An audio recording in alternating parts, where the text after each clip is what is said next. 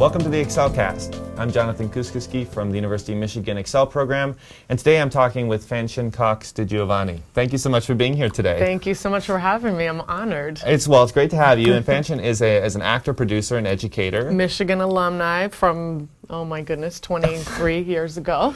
Go that Blue. Too. Go Blue, baby. Great yes. to have you. Great to have you back on campus. Thank you. For working with our students, but actually a production of your one-woman show, Yes. One Drop of Love. Yes. Which is thrilling, and so glad that you were here to do it. And that's kind of what we want to start. I'd like to start talking about is sort of this show is a multimedia work. Mm-hmm. It's also, sprawling in its narrative. Mm-hmm. And yet you do it alone. You create it and produce it yourself. So can you talk to us a little bit about the show itself? Mm-hmm. It's how it explores these intersections of race, class, and gender, mm-hmm. And sort of how you happened upon the story in the first place. Sure. So One Drop was my thesis for my MFA, and I've always known that I wanted to do a one-woman show, a solo piece. Mm-hmm. And I also always knew that my work would center around racial identity, mm-hmm. because that's been a part of my life, all of my life. Mm-hmm. My dad is Jamaican, strongly identifies as Black, Pan-African, and my mother's white, but mm-hmm. she strongly identifies as Danish and Cherokee and Blackfoot Indian.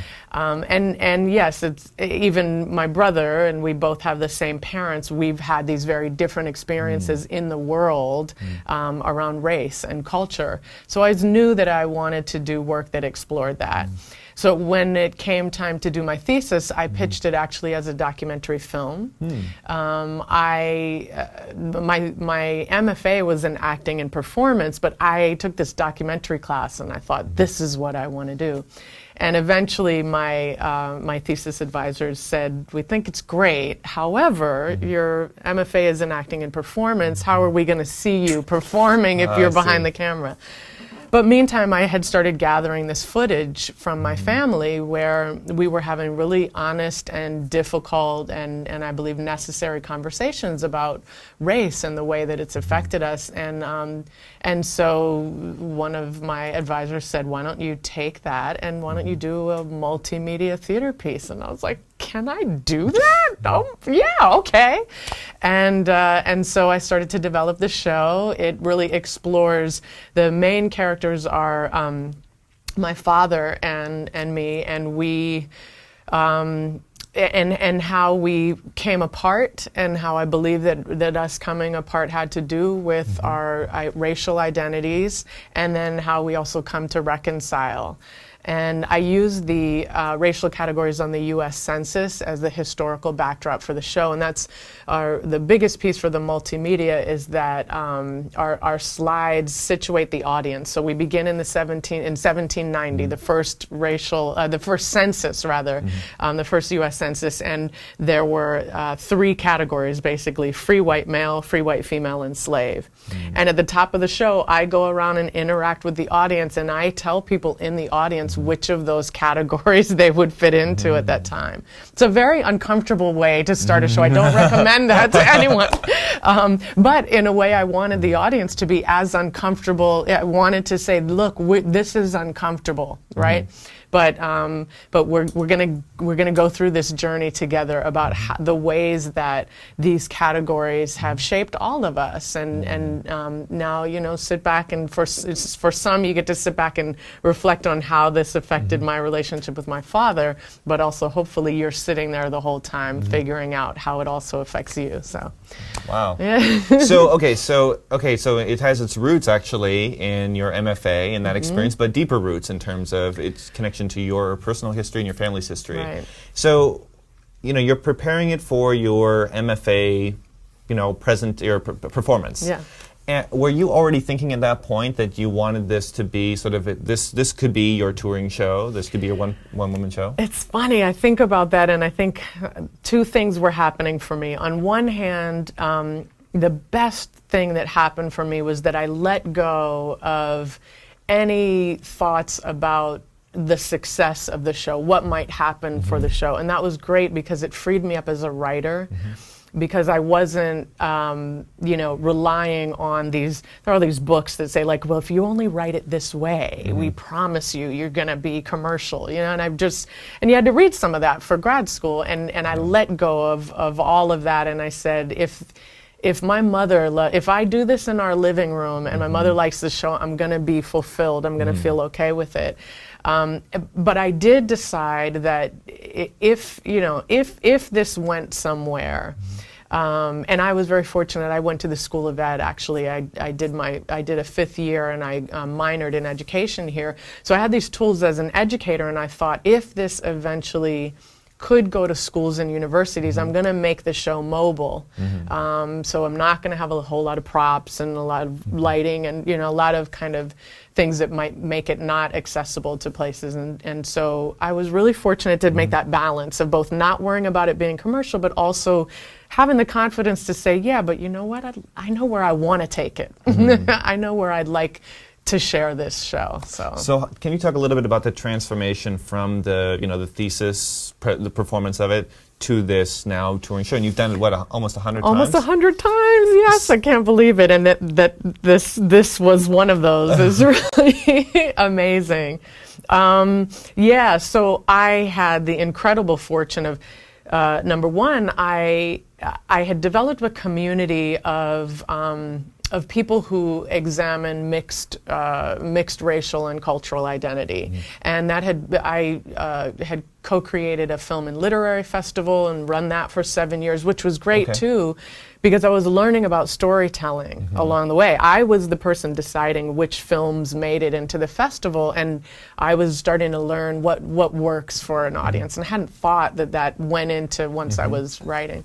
And I also produced a podcast for 7 years. So I'd done both of those things, and we developed this very small but also very loyal and passionate community about this topic. And so as I was developing the show, about 8 months before I even had a first draft, I did an interview with some students at the University of Maryland, talking about that work, and they said to their professor, and I mentioned, well, by the way, like probably the very end, I was like, by the way, I am working on the show, and after the Skype interview, they said to their professor, we want to bring the show, which meant, the great thing is I already had the show booked in a venue, even when I did the thesis performance.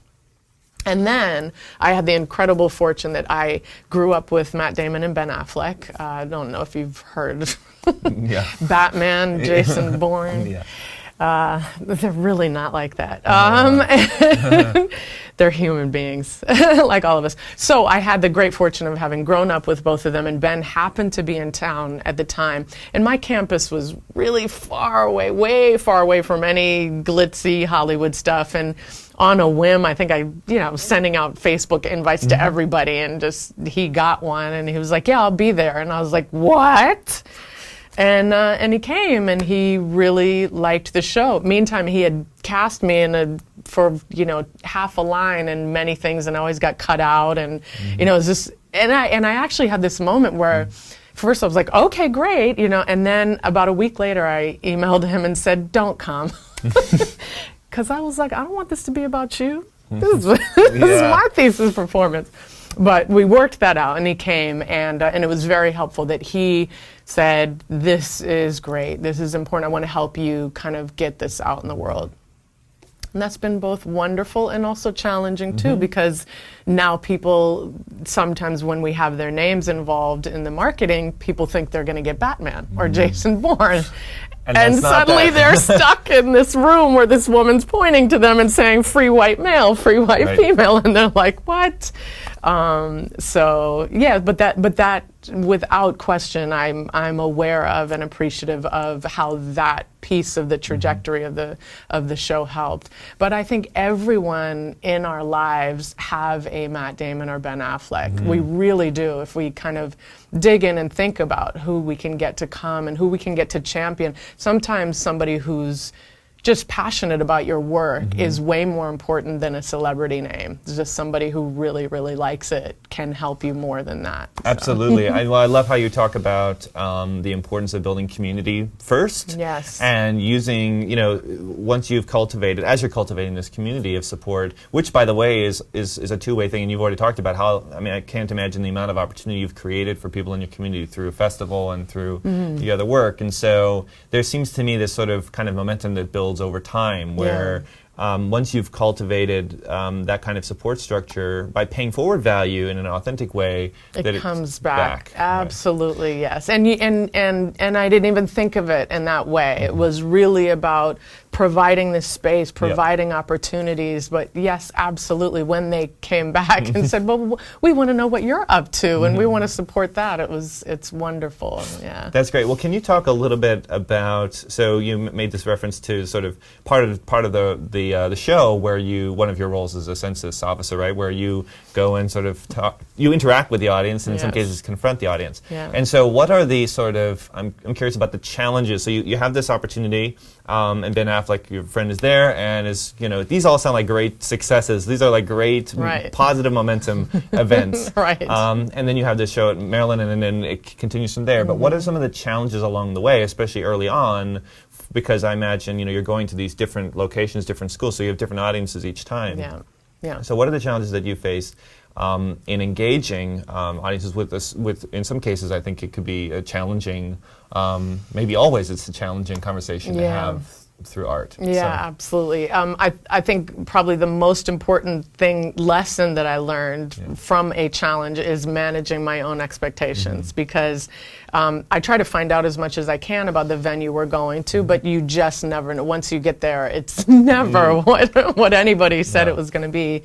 And here I am doing this show about the importance of really reflecting on what we think about people, like that we don't just take things at face value. We don't see a black person and presume things about them, or a white person, or and yet.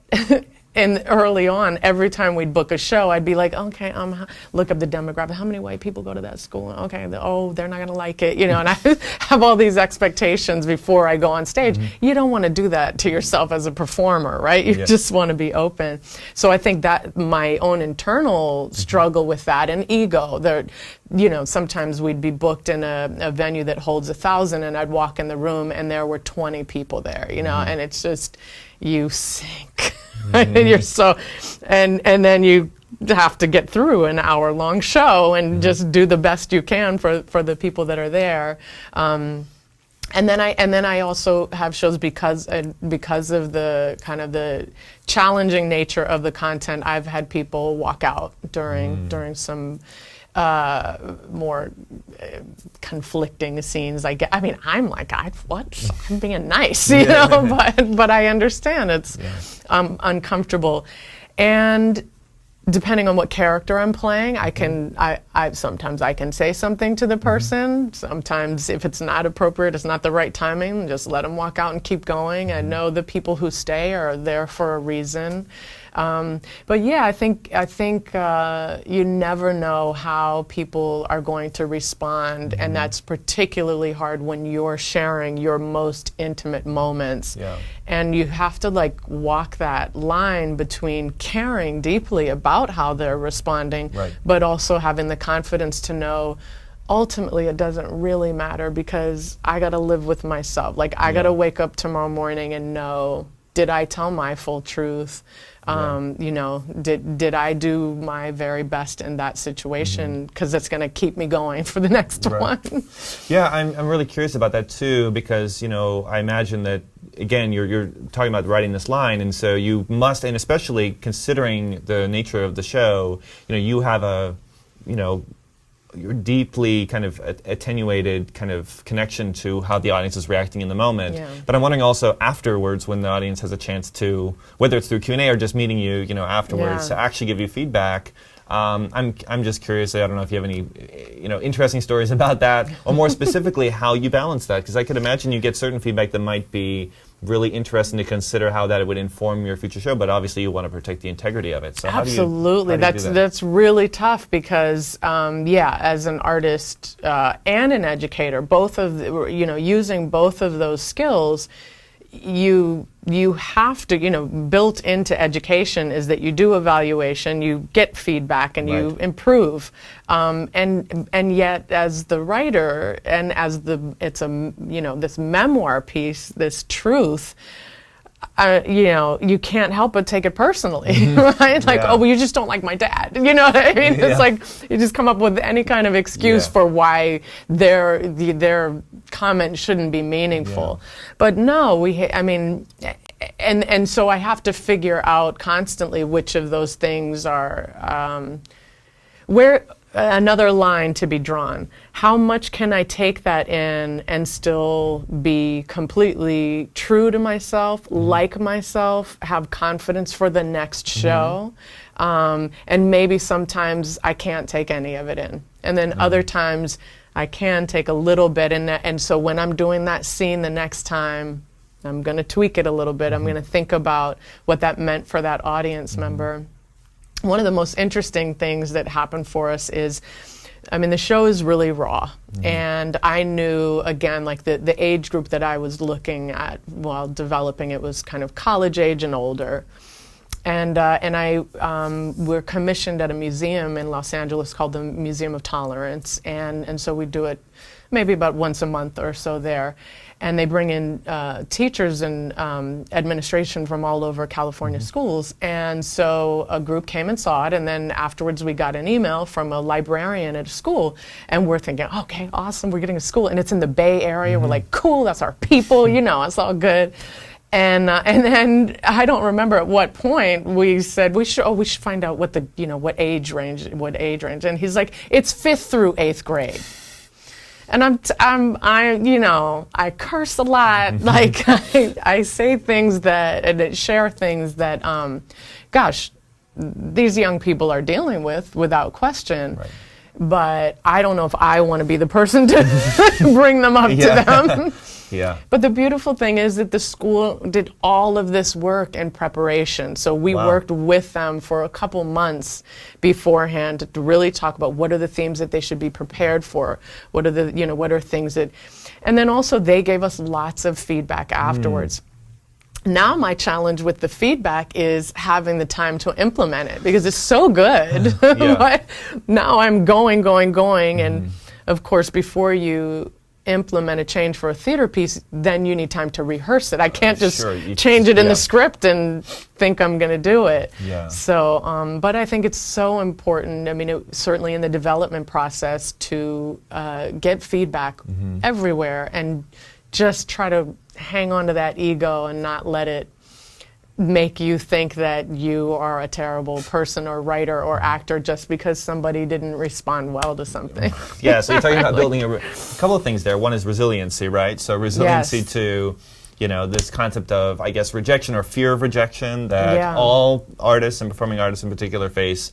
But the other thing, which I'm also really interested in, you spoke to, it's a great example of when you have the support of an organization, you're basically partnering with this organization, and it's a true partnership in that they're investing in preparing the audience, which I think is so important and actually quite often is hard to manage or to, as an individual artist, it quite often doesn't happen that you have a partner like that. So I'm thrilled to hear that, and of course then it pays into the potential success of the experience and the impact of that work for that audience. And so I would love to hear your thoughts on that topic for a moment, specifically because I think we have a lot of students here who want to create a work that has an impact, that is an honest expression of their work, their inspiration, their lives, maybe their own stories as well, and they want to have a positive impact on society. And they're trying to find what that space is for them. And I think in some cases, you can, obviously that's a self-reflective kind of activity at the beginning maybe, but then you need to find your community and partners who are willing to go there and, Definitely. so that you can retain that integrity, even if your topic is challenging or could be difficult for some audiences. So do you have any thoughts for those young professionals and how they can go about maybe the reflective process as well, but specifically in kind of balancing that push and the friction that you need to kind of maintain? Sure. I mean, one thing that can help is potentially to work backwards. So when I was thinking about doing the documentary film, before I had any thoughts about content or even how I would go about doing this new thing to me, I went on the Sundance website, the Sundance Film Festival, right, very well known, and I printed out their application for documentary filmmakers, and it's rigorous, right? And so in seeing everything that I would have to tell them I had together, and by the way, the great thing about that was it included an impact statement. What were you going to do to make sure that there is an impact afterwards? And these are all things that, you know, at the point I'm just like, oh my God, it's overwhelming. But that really forced me then, once I started to develop the piece, to think about, just to include that. The seed was planted. So that still, maybe my content, maybe I couldn't see how the content would fit any of that. But at the same time, I had this guideline of a prestigious organization that I knew I would want to be connected to at some point. Just keeping in mind that, you know, if I do this with this kind of structure, that might help. So I think, and there are lots of, I mean, you can Google impact, you know, theater for social change or impact statements or art for activism and impact, and lots of organizations have this kind of guidelines about what they are looking for you to do. And I did mention before that because I'm an educator, that helped a lot. And so I knew all along that I wanted this educational piece. And I highly recommend anyone who's doing a show of any kind, right, any kind of performance or art, just add onto your website a link to, even if it's resources. My link is for educators, and it's for 2 years I hadn't done any extra work. I just said, take a look at this. Like, if you see the show, either before the show or after the show, here's some ways that you can continue to think about these themes. And then after a couple of years, my production manager also happens to be a PhD in social work, so I'm very fortunate in that. And so we put together a real educational guide, and that has helped open us up to this new community that thinks, oh, they're doing this work.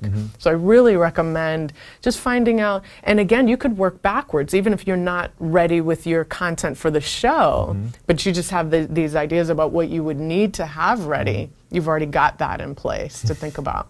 Well, that's great. Yeah. One final thing before we go, and this is related, so obviously this, doing this work and thinking in this way creates resiliency, right? Because it creates multiple opportunities or pathways to connecting this work with different audiences, because there are these different frames in which someone can see the work and say, oh wow, this could be impactful in this way, or it could be impactful if packaged with the residency in this way. And so I think that's another question that our students and young professionals in general are dealing with is, wow, it looks like you built all this success and you got 100 performances of a one-person show, which is a dream for so many actors, and but I'm way back here on that pathway. How do I build the resiliency to get there? And so I don't know, maybe just in conclusion, you know, some thoughts for them about... honey, I'm like, if you only knew the rejection. Yes, really, it's, you know, there is no way to be successful without lots of folks telling you, or even the worst critic of all, yourself telling you this was bad. And if you are an artist and you've decided that's what you're going to be, even if there are other paths you take, I took many. Honey, I was a dog walker, I was a celebrity house sitter, I was, you know, I did it all. And an educator, you know, I really had an educational career as an ESL teacher for a long time. But this was always, I knew that this was going to be a path, I just didn't quite know. But it was constant rejection. It was getting cast in something and freaking out, and because I needed people to tell me what to do, But in film, you're supposed to just show up knowing what to do. Well, I didn't realize that, and I had this great opportunity that Ben put me in a movie, and I just totally flopped. Like, and I had, to me at the time, it was the most horrendous thing that could happen, and I'm probably really a terrible person and a terrible artist, and I can't believe I did all of this. And then, at some point, because I knew that I still had this path that I hadn't explored enough, I remember thinking, like, nobody even knows I got cut out of the movie. Right? Like, the good news is, and the only people who know are the people I keep telling. So maybe I should just be quiet, But also how important that moment was for me, because also I don't want to do a film where I only have 2 lines because my famous friend put me in the film. I have stories to tell. I have important things to say. And maybe the people who would see that film aren't the people who would be attracted to my stories, and that's fine. The world is gigantic, right? There's so many other avenues and so many other people that I could reach out to. And so in the end, as hard as those many months of just self-loathing, as hard as those were, I couldn't have come out to the other side of where I was without having gone through that, Well, it's great. It's great to hear that. I think for students to understand that we're all kind of dealing with these same issues when you're living a life in the arts. Yes. And the more opportunity that you can to go through the experience, hopefully with support system and both friends, but I also mean creatively, right, around your work. The more resiliency I think you create, and this idea, I love this idea of accepting those failures, if you want to call them failures or rejections or whatever, those bad moments to learn, and to reorient right towards our mission and the things that we really want to create in the world. I think it can have a clarifying effect in many ways. And so and if I can also do a lot of that in school, like dare constantly to just fall flat on your butt. Like here, if you've never been on camera, get yourself on camera as much as possible all the time. Shoot some YouTube videos and then even put them up. And then when nobody watches them, you can be like, okay, that wasn't interesting to anybody else, or your mom's gonna watch, and that's cool, or your dad, or but take advantage and put yourself in those scary, risky situations when you don't have too far to fall, so that you can just start building that block and getting that confidence and moving on. Yeah, that's great. It's a head start, right? Because then you have that the risk, like you're saying, the risk of failure is much lower. Yes, right, and especially that you put on a show and you're using a school space, and you've gotten maybe some funding from the EXCEL program to do it, and really, the loss is like 1% of what the loss would be if you were doing this in New York and it was your first time ever trying to put on a production. Oh gosh. Okay, so I have to say this. That reminds me that when I was a student here, I co-created an organization called Kumba. Kumba in Swahili is creativity. It's one of the 7 principles of Kwanzaa. And it was because we really noticed there was a lack of community and support for artists of color. And so, honey, I decided that I was going to direct. Now, I'd never directed anything in my life. I was going to direct The Wiz. 100 people, a cast of 100 in a musical, and I didn't sing. And they gave us the power center. So I'm like, what perfect context. You understand what this, right? I tell anyone else this story, like, no. Yes. They gave us the space and the power. It was the worst.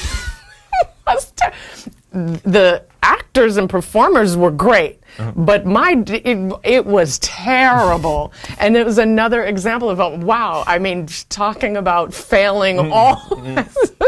But I kind of was like, okay, that was, yeah. I even still thought it was good for a really long time, even though everybody else told me it was bad. I was like, no, that's good. It took me a while to go, okay, because I needed that feeling to just keep on going. But yes, it's an example of just get in the power center, honey. Do a cast, the 3,000, just, go for it. You never know. That's unbelievable. Yeah. Well, thank you for sharing that. Yes, you're welcome. That's an amazing story, and well, it's so great though to have you here. Thank you. To have you back on campus for your show, but also connect with students for this opportunity for the interview. Thank you. And so glad that you have this amazing show, One Drop of Love, and it's reached so many people and is continuing on. Yes, and so, yes. So thank you for making the time in the midst of this to come and talk with us today. And we'll look forward to seeing One Drop of Love and you again in the future. I would love that. We'll be in Detroit at Wayne State University on February 16th at 1 o'clock. Come see us. Great. So we'll certainly make sure this is released in time for that too. Great. Great. Thank you so much. Okay.